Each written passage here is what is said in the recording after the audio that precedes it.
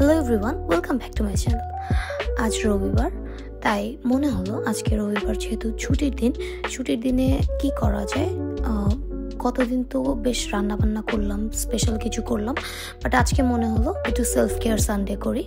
তো প্রথমেই আমার সকাল সকাল মনে হলো একটু বাংলাদেশে আমরা যেভাবে পরোটা আর লেফট ওভার মাংস দিয়ে আমাদেরকে সকালের নাস্তাটা দিত, সেভাবে একটু পরোটা মাংস নাস্তা খাই।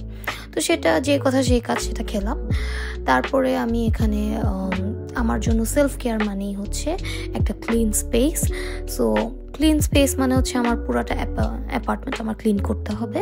সব কিছু পুরো সপ্তাহে একটু এলোমেলো হয়ে গিয়েছে, সেটাকে ক্লিন করতে হবে। তো প্রথমে আমি শুরু করলাম আমার চুলাটা পরিষ্কার করা দিয়ে। সারা সপ্তাহ যেহেতু রান্নাবান্না করেছি, তো আজকে আমার চুলাটা ক্লিন করা খুব দরকার ছিল। একটু তেল চিটচিটে দাগ পড়ে গিয়েছিল, তো আমি আমার অল পারপাস ক্লিনার আর ওভেন ক্লিনার দিয়ে এখানে আমার চুলাটাকে সুন্দর করে ক্লিন করে নিচ্ছি। তারপরে যেহেতু এত ক্লিনিং করছি, আজকে আবার রান্না করব, তাই রান্নাটা একদমই আমার করতে ইচ্ছা করছিল না। তাই আজকে মনে করলাম আজকে দুবেলার খাবারই আমি বাইরে থেকে নিয়ে আসি।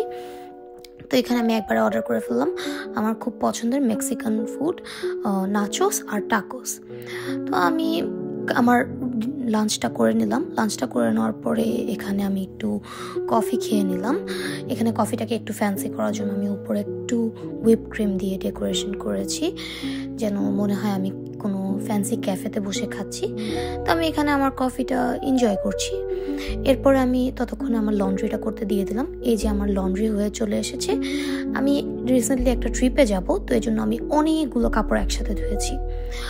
তারপর আমি আমার অ্যাপার্টমেন্টটা পুরোটা পরিষ্কার করে নিচ্ছি। এখানে আমি আমার ভ্যাকিউমটা করে নিচ্ছি। তারপরে আমি ভ্যাকিউম করার পরে মপ করে নিব। এর মধ্যে আমি আমার বাথরুমটাও ক্লিন করে নিয়েছি। আমার কিচেনটাও একদম অল ওভার ক্লিন করা হয়ে গিয়েছে।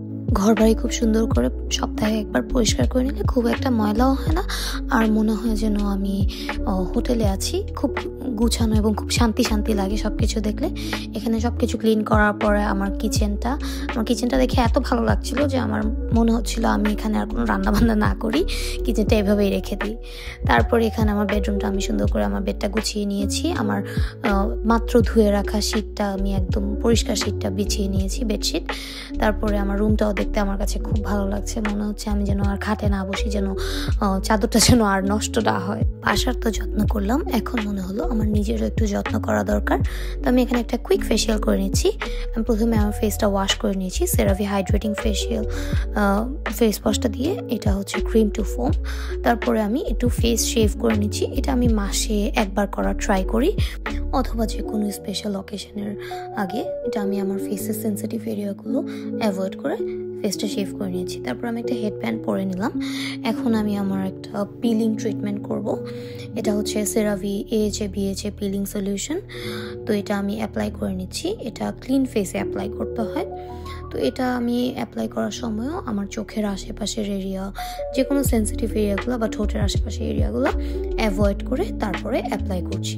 আর এটাকে অ্যাপ্লাই করার পরে আমি 10 মিনিট পর্যন্ত রেখে দিব। এটাকে একটু ইভেনলি পুরো স্কিনে অ্যাপ্লাই করতে হবে, খুব বেশি ম্যাসাজ করার কোনো প্রয়োজন নেই। আর স্কিনের জন্য পরিমাণ মতো পানি খাওয়াটা খুব বেশি ইম্পর্ট্যান্ট।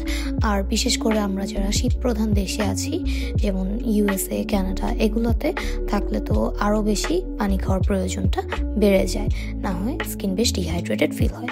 তারপর আমি একটা হাইড্রেটিং মাস্ক ফেসে অ্যাপ্লাই করেছি, ফেসটাতে আমার হাইড্রেশন অ্যাড করার জন্য। এখানে যে কোনো একটা হাইড্রেটিং মাস্ক অ্যাপ্লাই করলেই হবে। এখানে আমি গার্নিয়ারের একটা শীট মাস্ক ইউজ করেছি। এটার যে সেরামগুলো ছিল সেটা আমি আমার গলায়ও অ্যাপ্লাই করে নিয়েছি। এটা অ্যাপ্লাই করার পর দেখতে পাচ্ছেন আমার স্কিনটা খুব বেশি গ্লো করছে। এরপরে আমি আমার রেগুলার স্কিন কেয়ারে ফেরত যাচ্ছি। আজকে যেহেতু আমি এক্সফোলিয়েট করেছি, আজকে আমি বেশ হাইড্রেটিং প্রোডাক্টগুলো অ্যাপ্লাই করব। প্রথমে আমি অ্যাপ্লাই করেছি কোজারিক্সের স্নেইল মিউসিন এসেন্সটা। তারপরে আমি অ্যাপ্লাই করব আমার লারোশ পোসের সিকা প্লাস বাম। এটা আমি যখন আমার স্কিন এক্সফোলিয়েট করি তখন স্কিন ড্রাই হয়ে যাওয়ার একটা প্রবণতা থাকে, তখন আমি এই সিকা প্লাস বামটা ইউজ করে থাকি। আর সাথে আমি আরেকটা ময়শ্চারাইজার লেয়ার করব, সেটা হচ্ছে আমার কোজারিক্সের স্নেইল মিউসিনের ক্রিমটা। এই তো আমার ছোটোখাটো একটা ফেসিয়াল কমপ্লিট হয়ে গেল। উইকলি আমি ট্রাই করি এরকম একটা ফেসিয়াল আর স্কিন প্যাম্পারিং টাইপের কিছু একটা করার। তারপর আমি এক বোল পপকর্ন খেতে খেতে আমার পড়াশোনা আর যা যা আমার কাজ ছিল সেগুলো সেরে নিলাম। Thank you so much for watching my vlog. দেখা হবে নেক্সট ভিডিওতে।